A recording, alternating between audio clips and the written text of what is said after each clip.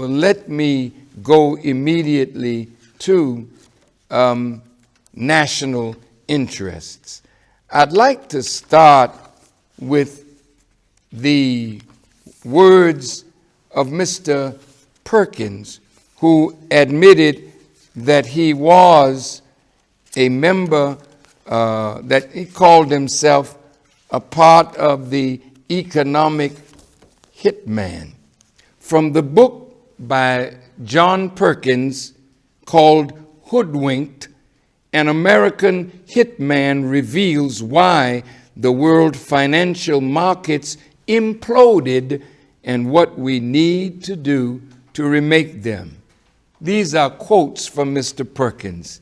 He quotes, "I was an economic hitman, part of an elite corps of modern-day hired guns who promote the interests of big corporations and certain sectors of the United States government.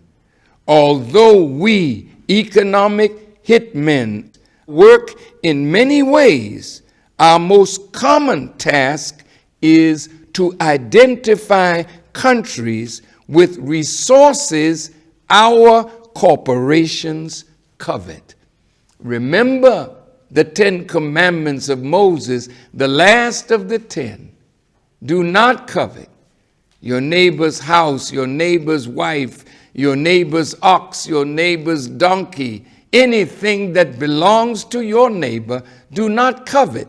But here, our government covets or desires the resources from other nations, and these economic hitmen are sent to identify countries with resources that American corporations covet.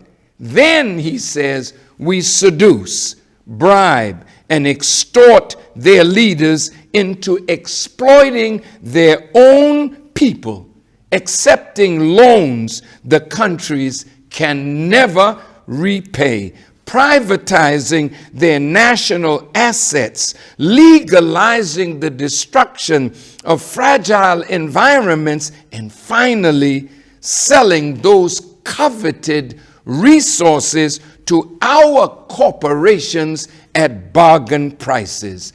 And when the leaders resist, they are overthrown or assassinated by CIA-sponsored jackals. And a jackal is in the wolf or dog family. And these are human beings that feed on carrion or feed on dead things, or these hitmen feed on weak nations. Again, Mr. Perkins, in the Confessions of an Economic Hitman, said, "My job is to encourage world leaders to become part of a vast network that promotes U.S. commercial interests. In the end, those leaders become ensnared in a web of debt that ensures their loyalty. We can draw on them whenever we desire to satisfy our political, economic, or military needs. If an economic hitman is completely successful, the loans are so large that the debtor or the recipient country is forced to default on its payments after a few years. And when this happens, then, like the mafia, we demand our pound of flesh. This often includes one or more of the following: control over United Nations votes. 2, the installation of military bases or access to precious resources such as oil or the Panama Canal. Of course, the debtor still owes us the money, and another country is added to our global empire. I want to close with this serpent that deceived the whole world.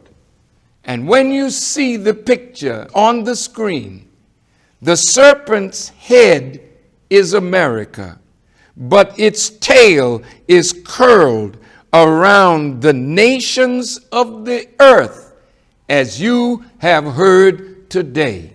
So when the great Mahdi, Master Farad Muhammad, came to North America by himself and introduced himself to the Honorable Elijah Muhammad, he said that the number one enemy that he would destroy is this one, the modern Babylon, that mystery Babylon that has become the habitation of devils.